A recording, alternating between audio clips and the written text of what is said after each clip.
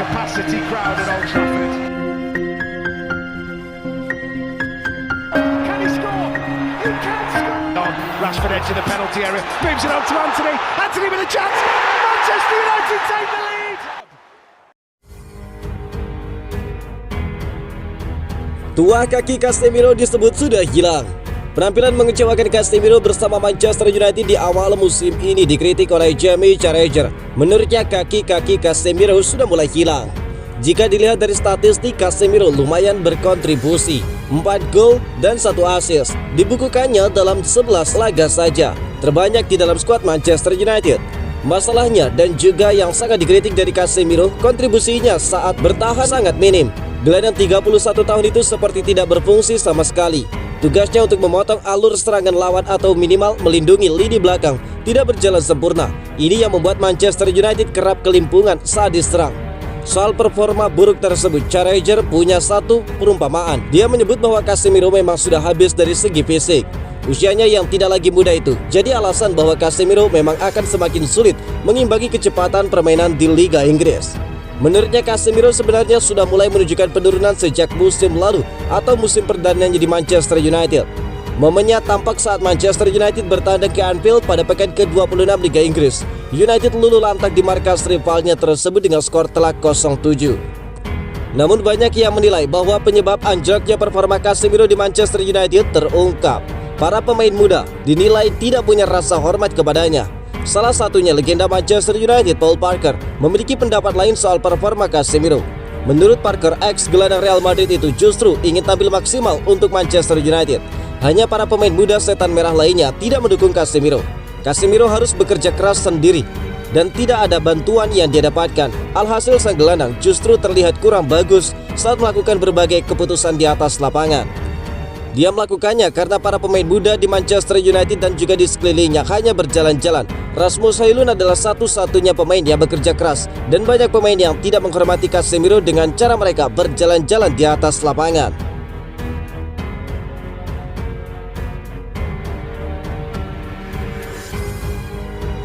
Rangnick benar, Manchester United memang butuh bedah jantung tim.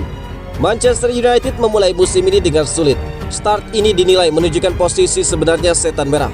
Manchester United memulai musim ini dengan ekspektasi besar. Setelah sukses musim lalu, mereka kembali ke 4 besar dan berhasil memenangi Piala Liga Inggris serta mencapai final Piala FA meski harus puas jadi runner-up. Dengan dukungan dari manajemen United untuk mendatangkan Mason Mount, Andre Onana dan juga Rasmus Højlund pada musim panas kemarin, United diprediksi bisa kembali bersaing di 4 besar. Tetapi perkiraan hanyalah perkiraan.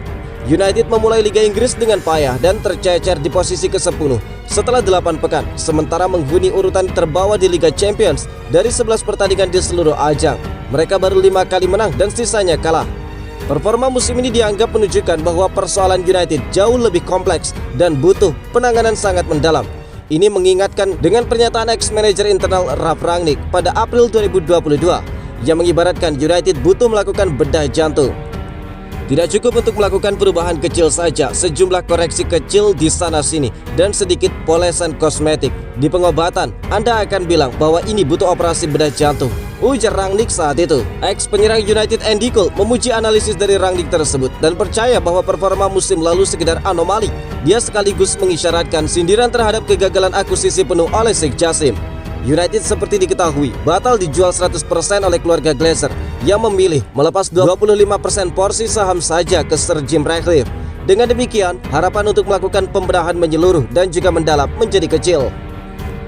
Yang terjadi di Manchester United itu agak seperti opera sabun dan itu sudah berjalan beberapa tahun. Ralf Rangnick itu sudah seperti dewa ketika dia bilang Manchester United butuh bedah jantung dan klub saat ini jauh sekali dari posisi yang mereka ingin capai, kata Andy Cole. Setelah sukses musim lalu, banyak orang memperkirakan klub untuk bersaing musim ini. Dan alih-alih begitu, saya rasa yang kita lihat sejauh ini adalah indikasi dari posisi sesungguhnya di dalam tim ini. Sangat sulit dilihat, tetapi memang begitu adanya, ungkap dari Andy Cole. Bomber Manchester United diincar di area buruknya kini jadi sorotan. Sosok Rasmus Højlund baru-baru ini mendapatkan sorotan. Hal itu tidak lepas dari pernyataan setelah mengantarkan timnas Denmark menang tipis atas negara gurun Eropa San Marino dalam ajang kualifikasi Euro 2024. Dalam laga yang berlangsung di Stadion San Marino pada Selasa 17 Oktober, Denmark menang dengan skor 2-1. Højlund mencetak gol pertama tim Dinamit pada menit ke-42 ke gawang San Marino. Akan tetapi setelah pertandingan, penyerang 20 tahun tersebut menyampaikan pernyataan kontroversial. Højlund mengaku bahwa para pemain timnas San Marino sengaja mengincarnya dan ingin membuatnya cedera. Mereka mengincar saya hari ini, seperti yang bisa Anda lihat di akhir laga. Saya mengerti bahasa Italia dan saya bisa mendengar mereka mengatakan bahwa mereka memiliki ide untuk menghancurkan saya. Anda dapat melihat dari gambar-gambar tersebut bahwa dia hanya memiliki satu ide dalam pikirannya. Kartu kuning adalah sebuah lelucon, ungkap Højlund. Pernyataan Rasmus Højlund pun langsung direspon dengan keras oleh dua anggota timnas San Marino. Pemain pertama yang menyemprot Højlund adalah Alessandro Tosi. Pemain yang berposisi back tersebut mengatakan bahwa apa yang dikatakan oleh Rasmus Højlund sama sekali tidak benar. Dia justru menyalahkan Højlund atas selebrasinya yang dinilai tidak menghormati para pemain bertahan San Marino. Selain Tosi, Roberto Di Maio juga ikut menghujat Højlund. Di Maio menilai Højlund terlalu cengeng dan mengecewakan karena mengeluh soal pelanggaran yang dilakukan oleh para pemain bertahan San Marino. Perlu diketahui, Højlund saat itu mendapatkan perlakuan keras tepat di posisi punggung, di mana memang terlihat seperti pelanggaran yang disengaja. Højlund sendiri memang memiliki titik sensitif di bagian punggungnya. Bahkan itu terjadi sebelum dia bergabung dengan Manchester United, dan itu pun yang menjadikannya alasan kenapa sang pemain terlambat melakukan debutnya di skuad Manchester United di musim ini.